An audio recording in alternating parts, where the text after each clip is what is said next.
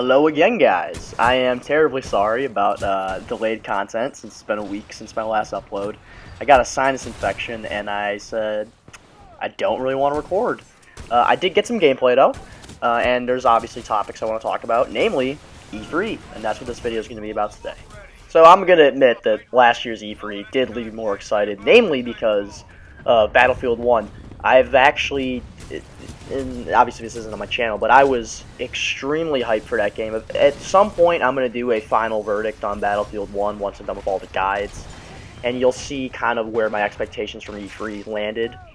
But beside that, I wasn't too excited with what we saw this year. So I'm kind of going to go through Battlefield 1 news first, because inevitably this channel kind of is a Battlefield 1 channel when it comes to gaming.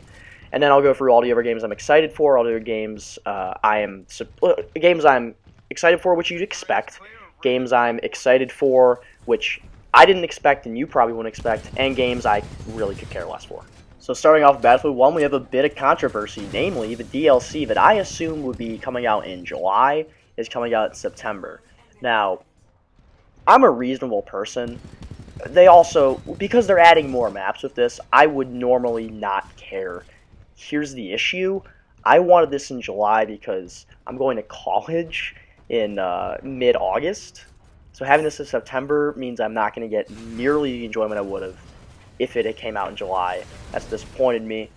But into what we got a trailer, which I thought was excellent, but that means nothing in terms of gameplay.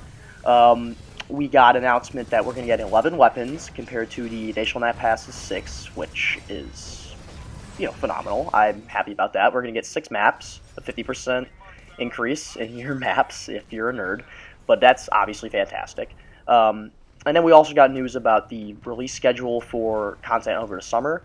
Namely, I'm happy I did kind of wait, because today we got news that one of the maps, and I'm going to assume 5 of the weapons, are going to be coming out in August versus September, which is obviously a good thing. You get content early, which is Lutkow Pass with 5 weapons, which are already been leaked and already assumed which were in the game. I was just extremely surprised the Fedorov Avtomat is a medic rifle.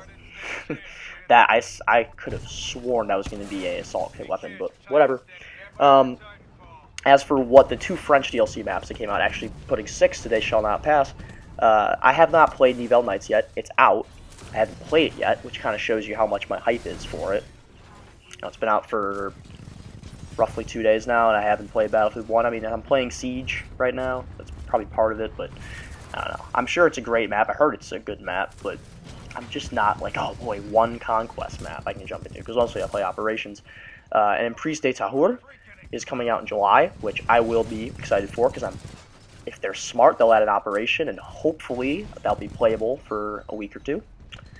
But as for Battlefield news, it's more on the disappointing side than the fun side, although I'm actually very optimistic for In the Name of Dishonor DLC, because they had mentioned something along the lines of an improved progression system, which is the most important thing, I think, for this game right now.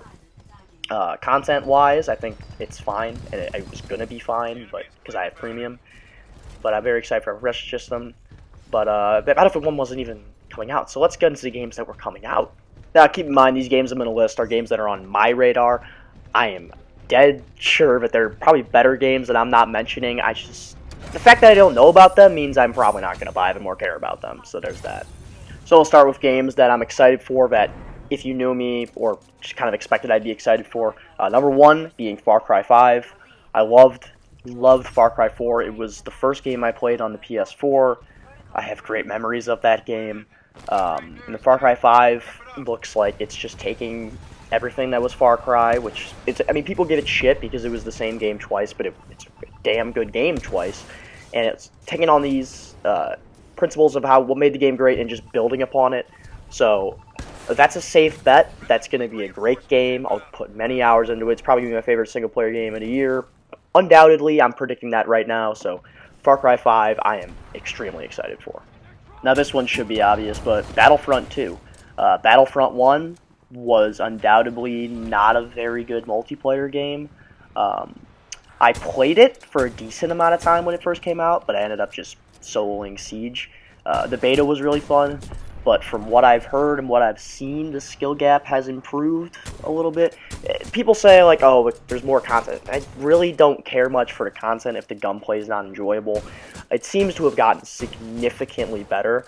From when I looked at it, I wish it was a little more skill-based, but if it is at least twice as skillful as the first Battlefront game, then it's going to be a fantastic game, because the graphics are the best, the sound's the best, the story is fucking Star Wars, so you can't beat that, and the gameplay is Battlefield. So if it can, literally the one thing, because the content's already been promised, so I'm not even worried about that. If the skill gap in the gameplay can get to a, not Battlefield level, but somewhere like a halfway point between Battlefield and Battlefront, then it's going to be a fantastic game that you'll probably, if I keep doing this when I go to college, that's what you're going to be seeing guides on.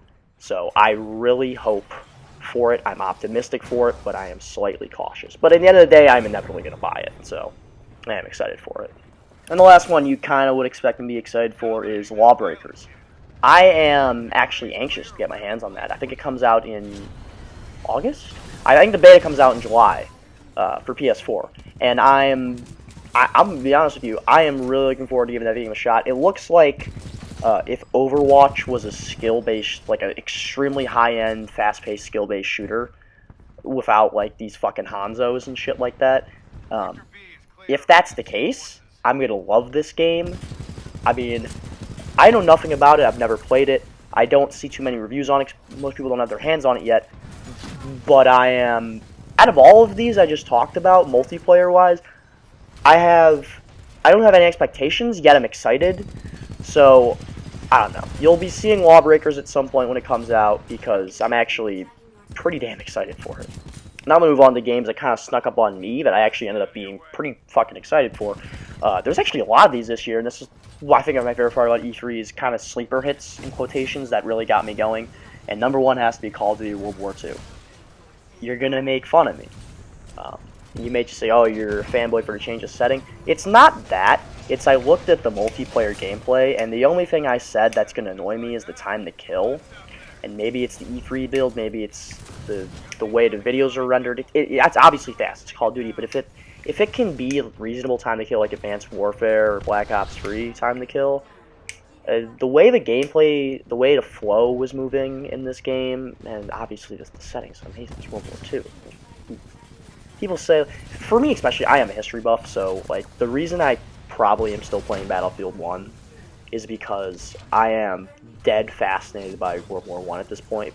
Battlefield 1 spurred me on, but I'm watching the Great War, I'm reading a book about it.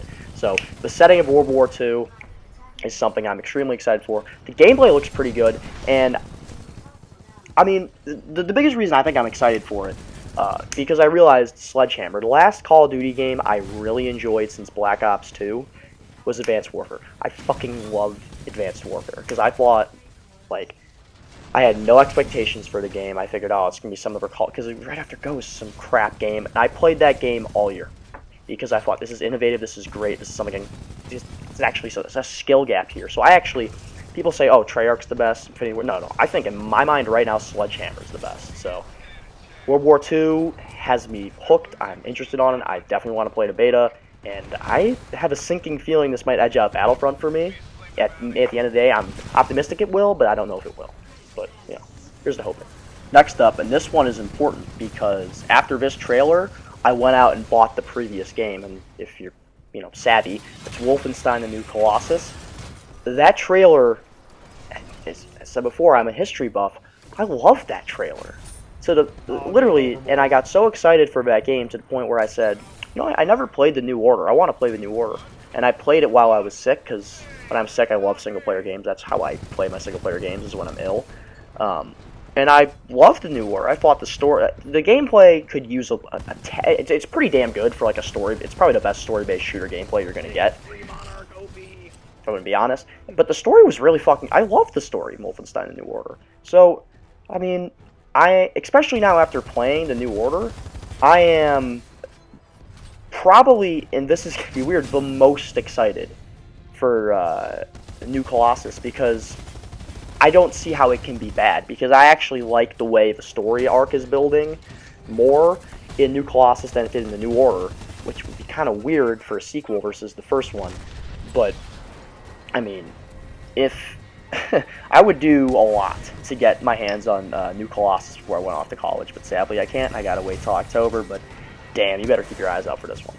Just a brief honorable mention in the intermission here between now and the last one I'm going to say for surprise. Anthem came out.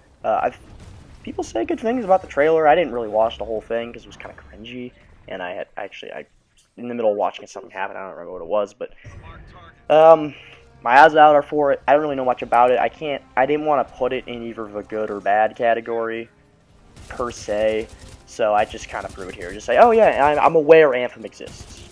Last up for the games that surprised me list, we have Metro Exodus, which I'm very interested in.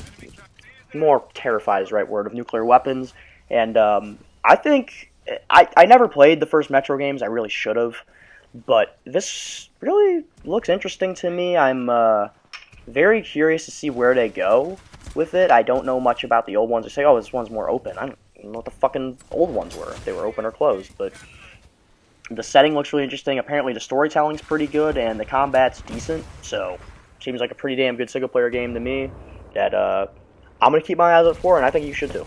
Now, I know this kind of fucked up the order, but I did forget about it. I don't really want to go fuck around with my editing. The Crew 2, not really surprised by this. Should have gone in the beginning, but I am pretty damn excited for. I actually love the Crew 1, mostly because I'm a geography nerd.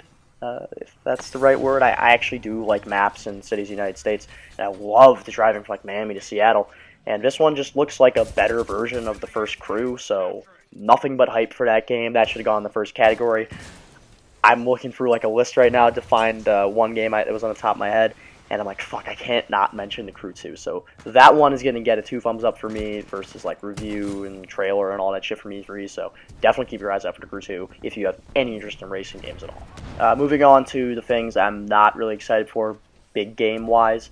One thing that, I mean, this is what frustrated me the most, is PlayerUnknown Battlegrounds. I was so hyped to play that game, and oh yeah, timed exclusivity for Xbox One. I mean, that's just kind of fuck you. That's from me, fuck you. Like, that's unnecessary, that's stupid, it's annoying. I just can't play this game now for X amount of time so Microsoft can fucking take a bath in the money. I don't know. It doesn't help anybody. It definitely doesn't help the company. It barely helps the exclusivity person. I just hate how this is still a thing. I really wish it would stop, but I guess it's still happening. As long as the game comes out within, like, a few months of the Xbox version, I'm not going to be that mad because it's a good game, but because what you know is going to happen is they're going to put it on the back burner for development because they're not getting a bonus check, so I'm just kind of pissed off about it, but again, that's just my 2 cents on the matter. Lastly, for big games I could care less about, or if anything, just not happy about. If you know about lists or big games coming out this year, you know what this is going to be, and that's Destiny 2. I wasn't really interested in the first Destiny. I still think the graphics look kind of mundane. I think the story is kind of mundane. The setting is really cool. I'll give it that. The grindy nature of it, I've already experienced that with The Division. It's not that I don't like that gameplay, I just don't really want to go back and do it, because I think The Division is probably the best it's going to get. And then, of course, it's the bullshit like, oh, 30 FPS. What year is this? Fucking COD 4 was 60 FPS on the Xbox 360 in 2007. 10 years later, okay, yeah, we have more pixels, but we're still 30 FPS. It really is kind of a joke. Kind of pisses me off. And they're fucking over PC players. I wouldn't really care about that because I'm not a PC player, but it's just kind of shitty what they're doing. I'm definitely not getting Destiny 2 without at least a month between launch and when I'm going to pick it up, because I'm very cautious about the game. It doesn't seem right for me. Honestly, it doesn't seem right for a lot of people. People are like, I saw Merc Music's video, like, oh, look how good these gun models are. That's what you're excited for?